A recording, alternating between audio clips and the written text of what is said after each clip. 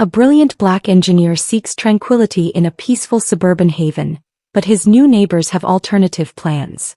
An boisterous, overbearing family next door transforms his dream residence into their personal playground, disregarding every caution he issues.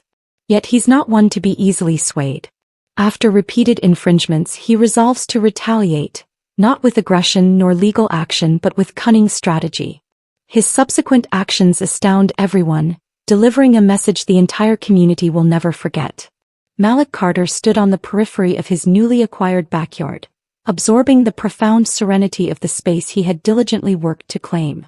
The late afternoon sun cast elongated shadows across the meticulously kept lawn, its golden radiance shimmering on the crystalline surface of the pool. A gentle zephyr rustled through the precisely trimmed hedges bordering the property, carrying with it the distant murmur of suburban existence. Bird song from the trees, the faint drone of a lawnmower down the street and the occasional canine bark. It was utterly peaceful. Precisely what he had desired, exactly what he had required. For Malik, this was more than just a dwelling. It was a sanctuary, a place where he could finally exhale, finally release the burden he had carried for the preceding 3 years. Following his divorce, he had immersed himself in his profession, burying himself in blueprints, project deadlines and the relentless demands of his career as a civil engineer. It had been a necessary diversion, a means to silence the emptiness that had pervaded his small New York City apartment. But when his promotion materialized earlier that year, something shifted. For the first time in a long while, he permitted himself to contemplate beyond work, beyond the relentless grind. He had accumulated sufficient savings, constructed enough, endured enough. It was time to reclaim his existence, and that commenced with reclaiming his inner calm. That aspiration led him here to Willow Creek, Georgia, a tranquil suburban community just far enough from the urban pandemonium to feel like an escape, yet close enough to avoid isolation. The house itself embodied everything he had envisioned. A contemporary single-story dwelling boasting an open-concept layout, lofty ceilings and expansive windows that bathed every room in natural illumination. However, it was the backyard that had truly captivated him. The pool, immaculate and inviting, encircled by a sleek stone patio and a tall wooden fence, was precisely what he had dreamt of. A place to decompress after arduous days, to savor a chilled beverage in the evening as the sun descended below the horizon, to feel weightless in the water as the world's stresses dissipated. The neighborhood initially appeared flawless. The Walker family, an elderly couple residing across the street, had greeted him with genuine smiles and a homemade peach cobbler the day he moved in. To his right, a young couple, Bryce and Natalie Powell, had introduced themselves, their newborn nestled in Natalie's arms as she presented him with a small basket of muffins. "Welcome to the neighborhood," she had chirped pleasantly. Malik had appreciated the gesture, even if he wasn't overly gregarious. He wasn't seeking to become the social hub of the block, but he liked the notion of living in a place where people were amicable yet respected each other's personal space. And then there were the Hendricks. They lived to his left in a house marginally larger than his, featuring a well-maintained front yard and a basketball hoop affixed above the garage. Derek Hendrick, the patriarch, was a towering figure with a resonant voice and an affable smile, the sort of individual who behaved as if he had been a lifelong resident even if he hadn't. His wife, Tina, was the more refined of the two, possessing a charm that hinted at perfected small talk and social graces. They had 3 children, Caleb and Ethan, 16-year-old twins, and Olivia, 12. The first time Derek had shaken Malik's hand, his grip had been firm, self-assured, almost excessively cordial. "Welcome, man," Derek had said with an easy grin. "You've got yourself a prime spot here." "That pool. My kids are already envious." Malik had offered a hesitant chuckle, unsure how to respond. "Yeah, it's nice. Looking forward to settling in. If you ever need anything, just holler," Derek had continued. "This is a close-knit community. We all look out for each other. We do a lot of neighborhood gatherings, block parties, that kind of thing," Tina had added with a practiced smile. "You should join us sometime." Malik had nodded, thanked them, and excused himself, eager to resume unpacking. The Hendricks seemed pleasant enough, but there had been something about Derek's casual self-confidence that disquieted him. Not overtly, just a subtle impression that this was a man who commanded presence, a man who presumed his company was always desired. In the ensuing weeks, Malik had established a comfortable routine. His workdays were extensive, but his evenings were his own. He spent them precisely as he had envisioned. Lounging by the pool, reading on the patio, swimming laps in the mornings before work. For the first time in years he experienced a sense of equilibrium. He also began to discern the rhythm of the neighborhood. The Walkers hosted their grandchildren every Sunday, their laughter echoing through the cul-de-sac as they played in the front yard. Bryce and Natalie took evening jogs together, their baby snug in a stroller as they waved to passing neighbors. And the Hendricks? Well, they were the most conspicuous and vociferous presence on the street. Derek's voice carried over fences, whether he was laughing during a backyard barbecue, coaching his sons through a basketball game, or exchanging anecdotes with other neighbors in his driveway. The twins were equally energetic, constantly dribbling a basketball in their driveway or blaring music from a portable speaker. Olivia, the youngest, often rode her bike in circles on the sidewalk, calling out greetings to everyone she encountered. Initially Malik didn't mind. Certainly they were louder than he preferred, but as long as their exuberance remained confined to their property, it wasn't his concern. He kept his interactions courteous but minimal, exchanging nods and brief salutations when necessary. For a while it functioned until it didn't. It commenced subtly, a basketball occasionally bouncing into his yard, laughter spilling over the fence during a particularly boisterous game, the sporadic sound of voices near his backyard when he knew no one was supposed to be there. Nothing that warranted a confrontation, just minor annoyances easily disregarded. But then one Saturday afternoon, Malik returned home from a run and froze. A group of teenagers, none of whom he recognized, were frolicking in his pool, laughing as if they belonged there. His pool. His sanctuary. And among them Caleb and Ethan Hendrick. Malik stood motionless for a moment, disbelief washing over him. His heart hammered in his ears as he absorbed the sight of dripping wet teenagers lounging on his patio furniture, towels carelessly strewn across the deck, a couple of soda cans abandoned near the water's edge. He clenched his jaw, suppressing the immediate surge of fury. This wasn't merely an annoyance. This was an intrusion. Clearing his throat loudly, he took a step forward. The teenagers froze, their laughter dying as they turned to see him standing there. "What's happening here?" Malik's voice was calm, but the underlying edge was unmistakable. One of the boys, a curly-haired kid Malik didn't recognize, shrugged. "We were just swimming." "Your pool's awesome, by the way." Malik exhaled sharply, fixing them with a stare. "Yeah, well, it's also private property and I don't recall granting anyone permission to be here." Murmured apologies. Scrambling for towels. Awkward, sheepish glances as they hastily exited through the side gate, Caleb and Ethan among them. Malik stood still watching them depart. His jaw was tight, his hands clenched at his sides. This wasn't just about a couple of kids messing around. This was about respect, about boundaries. And something in his gut told him this was merely the beginning.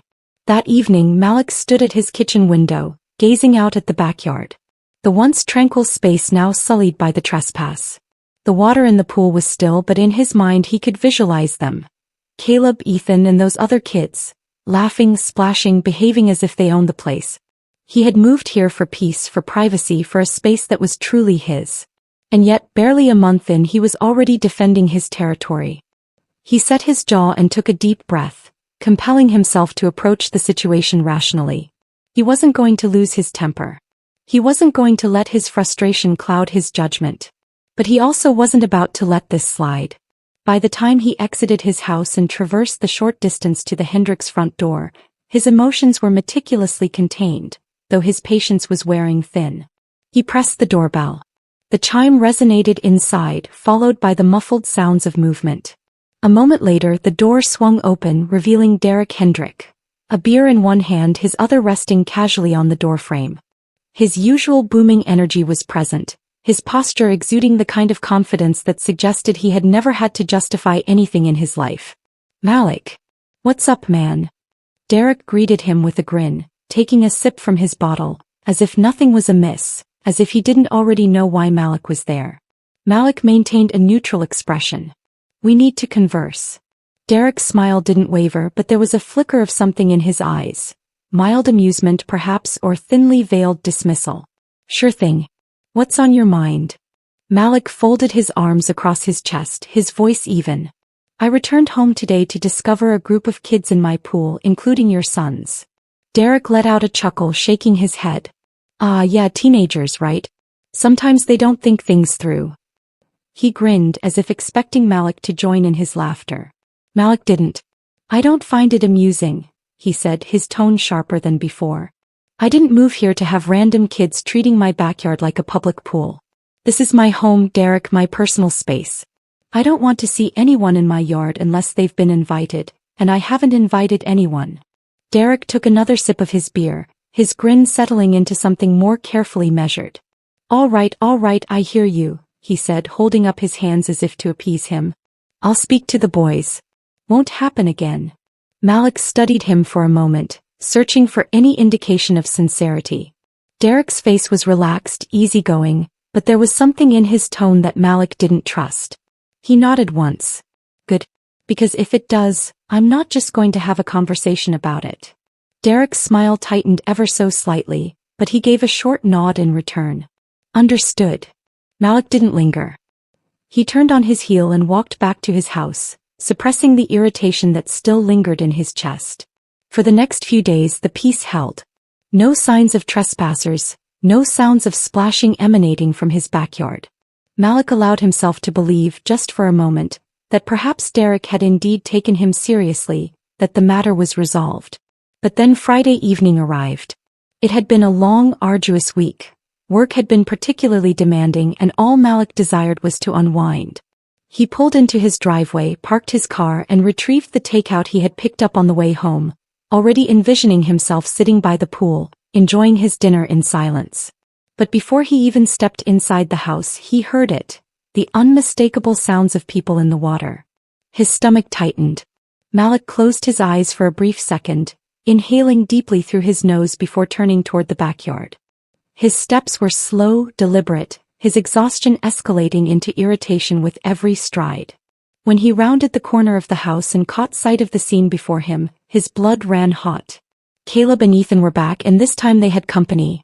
A group of teenagers, at least 6 or 7 of them, were lounging around his pool, completely at ease, their voices loud, their laughter carefree, as if this was just another Friday night at their favorite gathering spot. And the sheer audacity of it, the blatant disregard, made something in Malik snap. He didn't hesitate.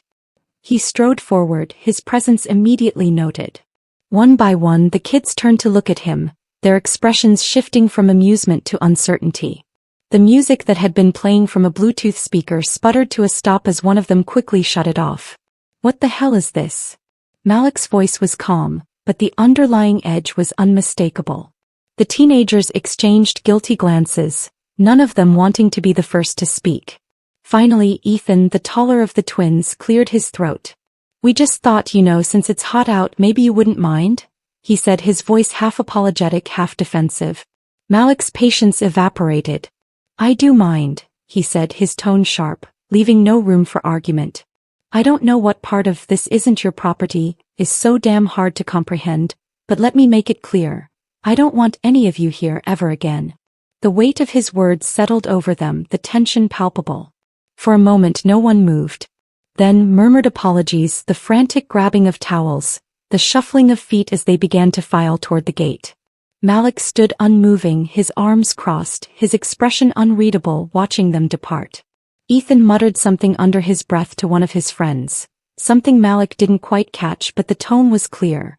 It was resentful, petulant, and it infuriated him.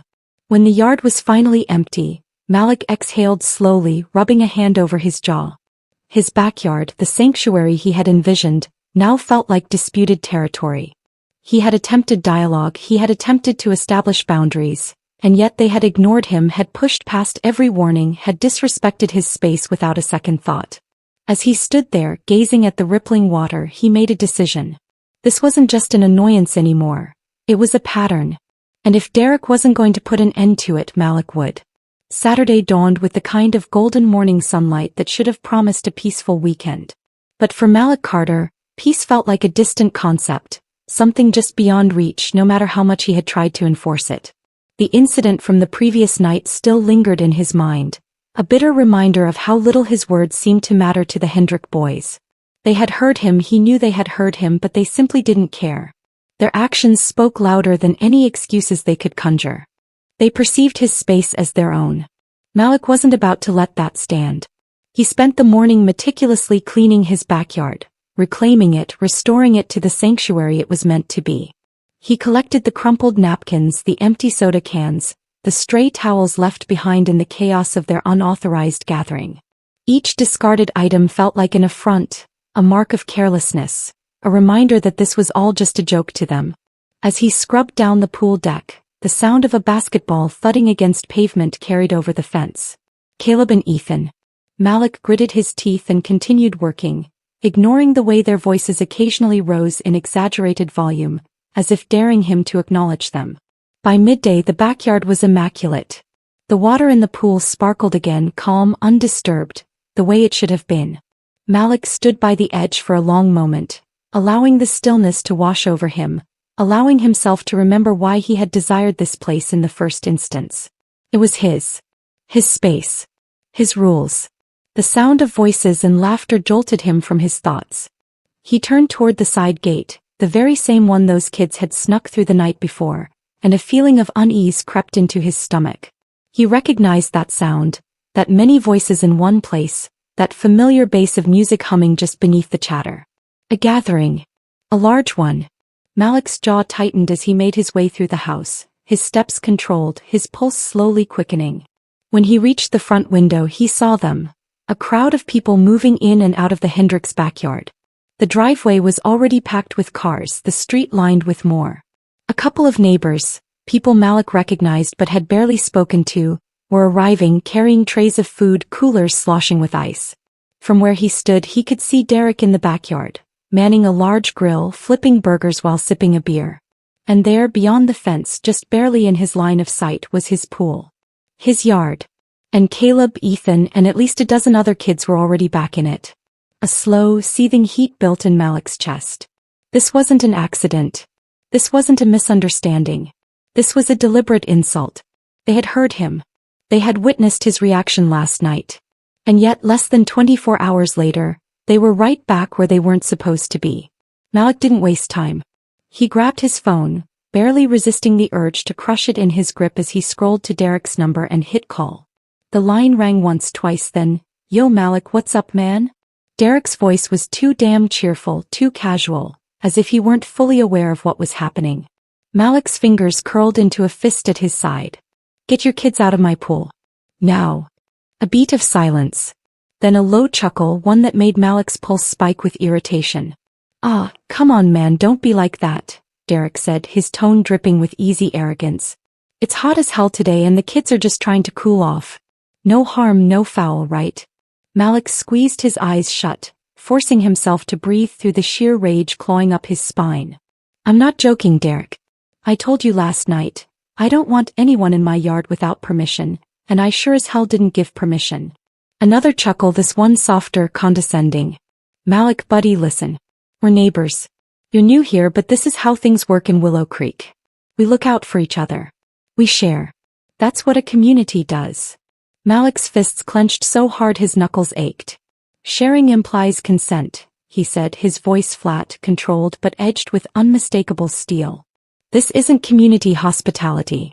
This is you and your kids ignoring every damn word I've said because you think you—" Derek let out a long, dramatic sigh as if Malik was the one being unreasonable. "Look man, if it's really that big of a deal I'll round them up in a little bit, alright? Let them enjoy it for now. No need to make this a whole thing." Malik felt something inside him snap. His grip tightened around his phone. He had tried reasoning. He had tried setting boundaries. And yet here they were again. His voice came out low, even but unmistakably firm. "Derek, either you get them out or I do." Pause. The sound of voices carrying over the phone. Then finally a shift in Derek's tone. "Don't do anything stupid, man." The call ended. Malik stood there for a long moment, breathing, thinking, calculating. He could call the police again, but what good had that accomplished last time? A warning? A meaningless lecture about respect? No, that wouldn't work. Not here, not with people like Derek, people who scoffed at warnings, who mistook politeness for weakness. He needed something that would convey a message they couldn't disregard, something more impactful than words, something they wouldn't forget. And slowly, as he turned back toward the house, A strategy began to materialize in his mind. Malik Carter had dedicated his entire career to resolving intricate problems. As a civil engineer, he understood how to formulate a plan, how to anticipate impediments, how to execute a solution with meticulous precision. His profession demanded patience, foresight, and an exacting attention to detail. But standing there in his own kitchen, gripping the edge of the counter as he gazed out the window at the throng of uninvited guests in his backyard, patience was the furthest thing from his mind. He had attempted to manage this appropriately. He had conversed with Derek, established clear boundaries, twice. He had confronted Caleb and Ethan, explicitly instructing them to stay out. And yet they were back, lounging in his pool as if they had never been told otherwise. Derek wasn't going to deter them. The police weren't going to intervene. Malik knew that now. If he desired his space back, he would have to reclaim it himself. His thoughts gravitated toward solutions. There was no utility in another argument. Words had yielded nothing. He required something more substantial, something irrefutable, something that would unequivocally clarify that his pool was off limits. And then just like that, the answer presented itself. Pool maintenance.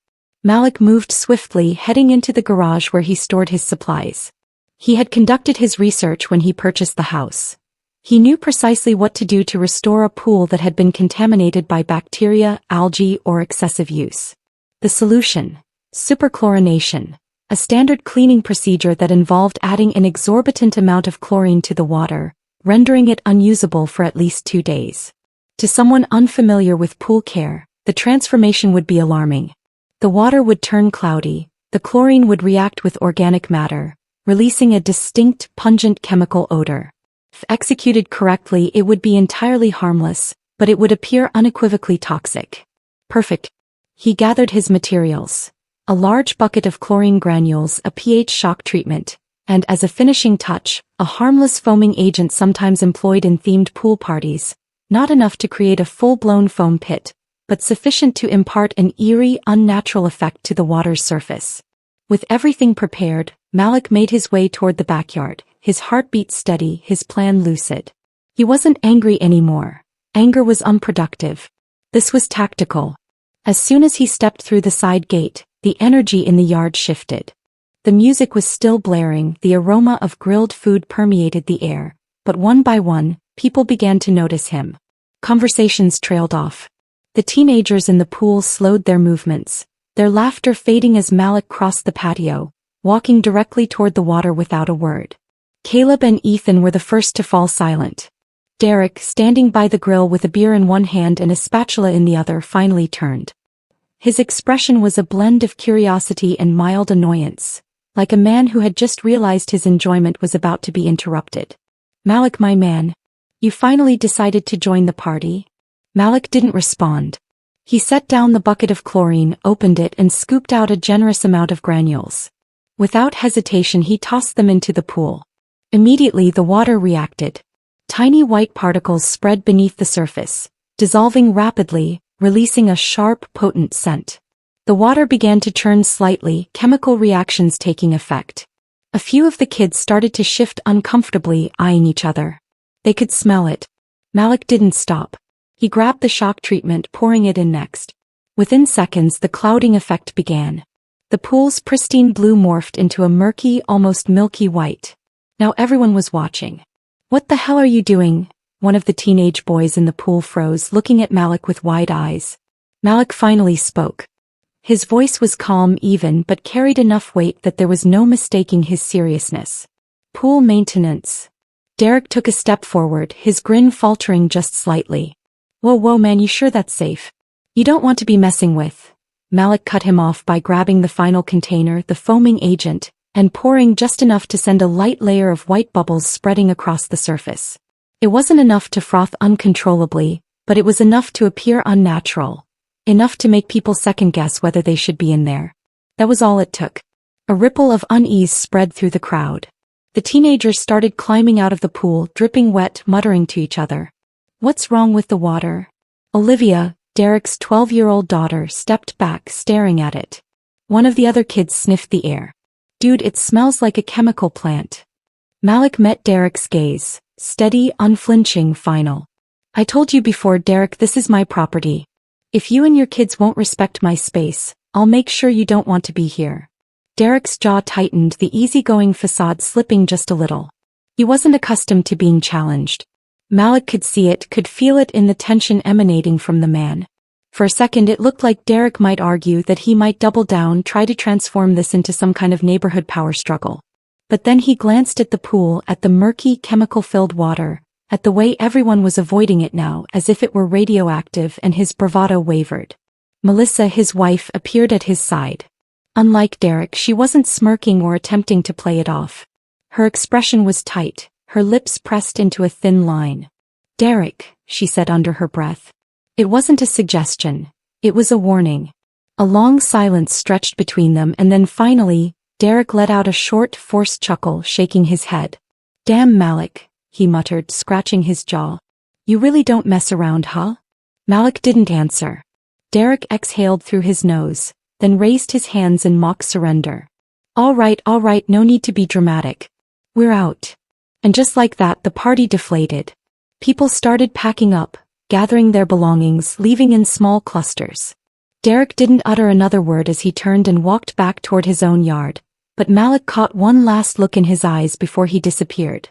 A mixture of irritation and reluctant respect. That was fine. Malik didn't need Derek to like him. He didn't need to be chummy with the neighbors. He just needed his space back. And now he had it. As the last of the crowd trickled away, Malik turned back to his pool, now an unusable mess of cloudy water and light foam. It wasn't aesthetically pleasing, but it was worth it. He could clean it. He could fix it. And for the first time in weeks, it would remain that way. As he stood there watching the last remnants of foam drift across the water, he felt something settle in his chest. A sense of finality. The message had been transmitted, loud and clear. The aftermath of Malik's bold move unfolded precisely as he had anticipated. The following morning, the Hendricks' backyard was eerily quiet. No thumping bass, no bursts of laughter, no basketball pounding against pavement. It was as if the entire household had retreated, licking their wounds after being publicly rebuked. For the first time since moving in, Malik awoke to the kind of silence he had envisioned when he purchased this house. As he stepped outside with his morning coffee, the air crisp and still, he let his eyes settle on the now murky, foam-streaked pool. The water was an absolute mess, just as he had planned, but it didn't bother him. He'd commenced the cleanup process soon enough. What mattered was that it had worked. No one had approached his yard since. Malik took a slow sip of his coffee, allowing himself to savor the victory. But a part of him knew this wasn't over. Derek wasn't the kind of man to let things slide. He had seen it in his face last night, that flicker of irritation, the tightness in his jaw. Malik had embarrassed him, made a fool of him in front of his friends, and Derek struck him as the type of person who valued his public image above all else. So Malik waited. For the next few days, the Cold War between the two houses persisted. The Hendricks didn't acknowledge him, and he was content with that. The twins didn't venture near his yard, and Olivia no longer rode her bike up and down his driveway as she had before. It was blissful. But then, subtle signs of tension began to emerge. One afternoon, Malik walked outside to take out the trash and noticed his garbage cans overturned, trash spilling onto the curb. He knew perfectly well he hadn't left them that way. The next morning, he discovered a basketball sitting in the middle of his yard, as if someone had deliberately tossed it over the fence. Small things. Petty things. Nothing that couldn't be attributed to accidents, except they weren't. Malik didn't react. He knew precisely what this was. A test. Derek was attempting to provoke him, pushing buttons, seeing if he would crack. But Malik wasn't engaging in that game. Instead, he focused on reclaiming his space, cleaning his pool, restoring order. By the end of the week, the water was back to its crystal-clear state, the last traces of foam gone. Malik exhaled as he watched the light from his patio lanterns reflect off the smooth surface. Back to normal. Just as it should be.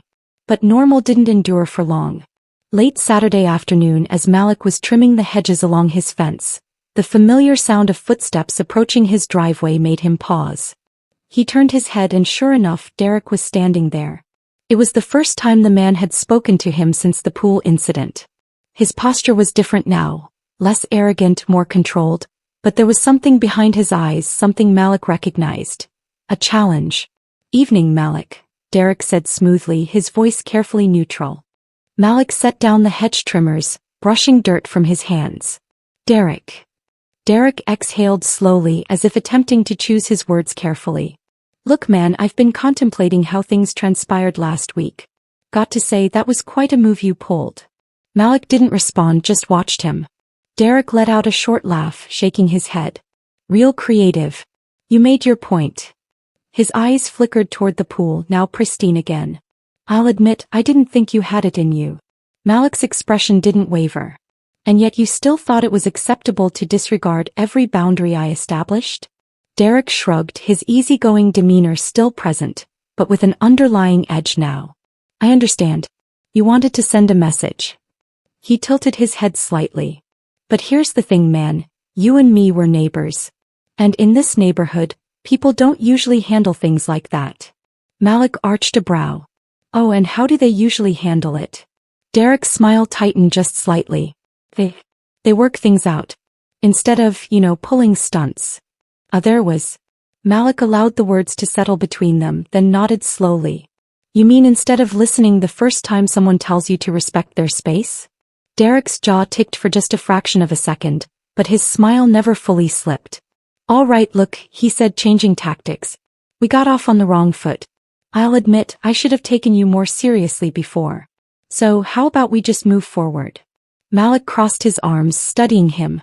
Move forward how? Derek sighed, gesturing vaguely. No more games. No more drama. You do your thing, we do ours. And hey, he spread his hands as if making a peace offering. Maybe sometime we can actually hang out like neighbors. Grab a beer or something. Malik didn't smile. He had spent years in corporate environments, dealing with individuals like Derek. People who pushed boundaries, who only respected force, who played it off as a misunderstanding when they were confronted. But Derek was finally conceding, not an apology but a concession. Malik let the silence stretch just long enough to make Derek uncomfortable, then finally nodded once. Fine. No more games. Derek held his gaze for another beat, then grinned as if that was precisely the answer he had anticipated. Good talk. A seal. He turned and walked back toward his house, and as Malik watched him depart, he knew one thing for certain. Derek Hendrick had finally comprehended his rightful place. The ensuing weeks were uneventful. The Hendricks remained in their own yard. No more kids sneaking into his pool, no more loud, uninvited gatherings spilling over into his property. For the first time since he moved in, Malik could genuinely relax. And to his surprise, the neighborhood itself responded. The Walkers, who had always been friendly but distant, began conversing with him more. Bryce and Natalie, the couple next door, invited him over for dinner one evening. Even Melissa Hendrick, who had largely remained outside the conflict, stopped by once with a plate of cookies, offering a small, genuine smile before heading back inside. The message had been received. Malik had established his boundaries and they were finally being respected. One Friday afternoon as he sat by the pool, a book in one hand, a glass of iced tea in the other, the faint sound of a basketball bouncing in the Hendrick driveway caught his ear. He glanced over, watching as Caleb and Ethan played a casual game of one-on-one. For the first time they actually acknowledged him, just a nod, a brief glance in his direction. Malik gave a single nod back, a silent understanding, a truce. And as the sun dipped lower, casting warm orange hues across the water, Malik finally felt it. The very thing he had been pursuing since the day he moved in, peace. Join us to share meaningful stories by hitting the like and subscribe buttons. Don't forget to turn on the notification bell to start your day with profound lessons of heartfelt empathy.